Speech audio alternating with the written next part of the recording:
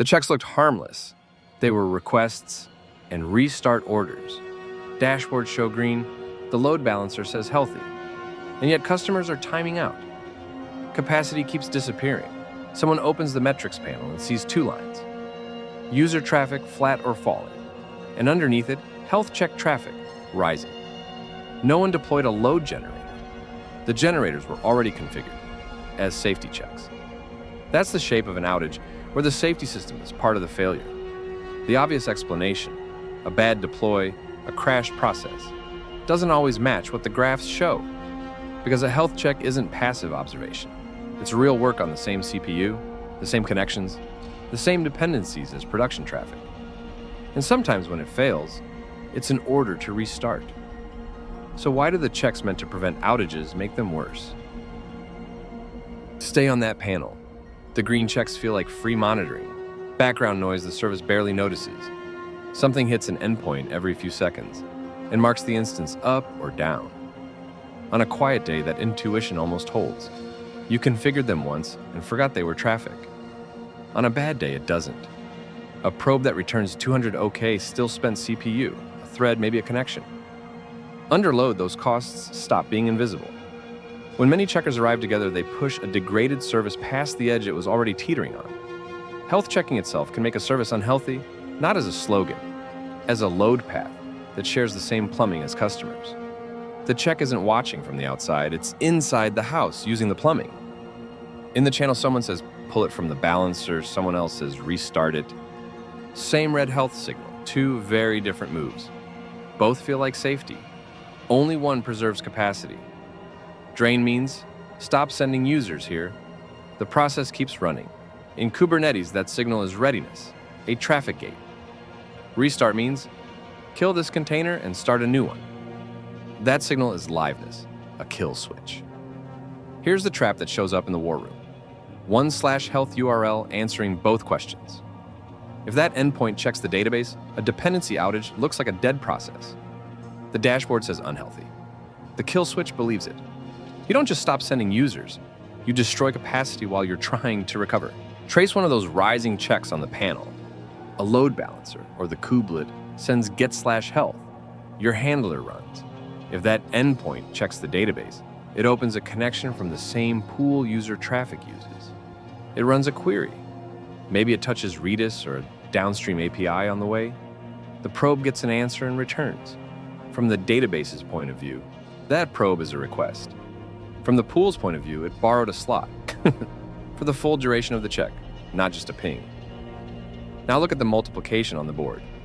1 reported setup, 10 load balancers, each probing about every 200 milliseconds, across 10 instances, roughly 500 requests per second, hitting /health, with multiple database queries per check. User traffic was the minority.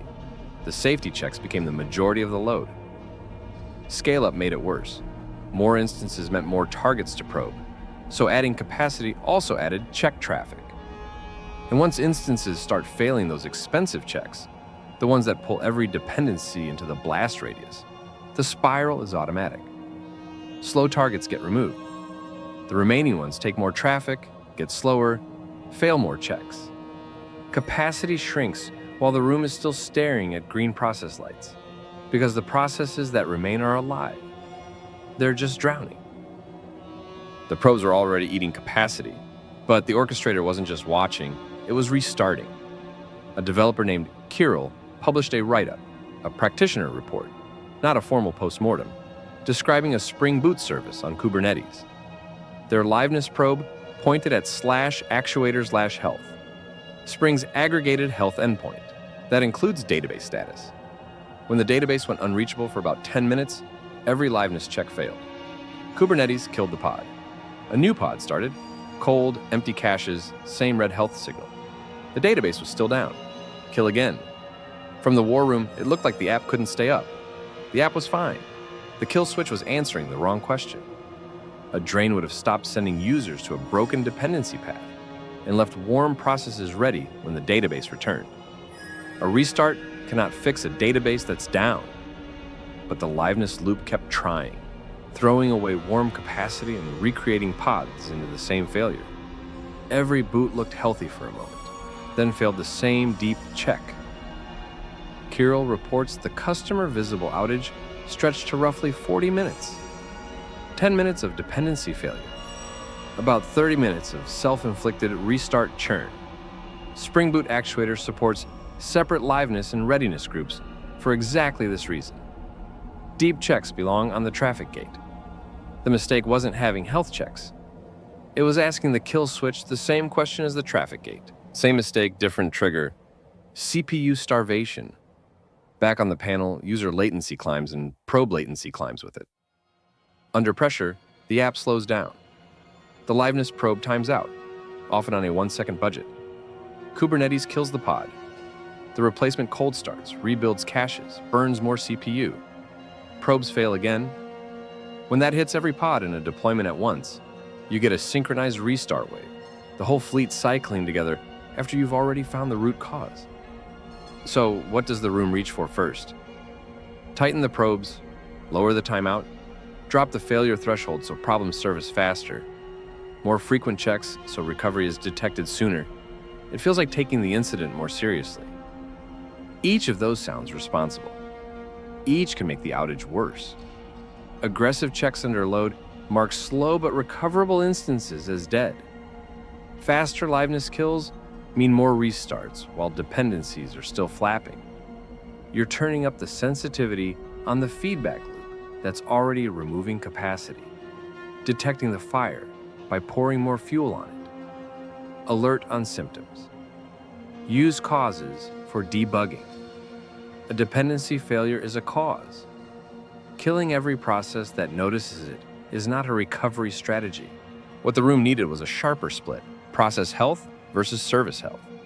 Process health asks whether the binary is running and can answer a cheap ping. Service health asks whether this instance can serve the request class you're routing to it, including the dependencies that request needs.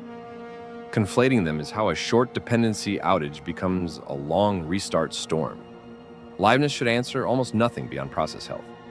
Readiness can ask the harder question, including dependencies, because the action is drain, not kill. When something is down, resist turning up the kill switch. The checks looked harmless. They were requests and restart orders. When monitoring starts acting on the system it's watching, the safety mechanism becomes part of the load. Subscribe for the next Systems Under Pressure episode.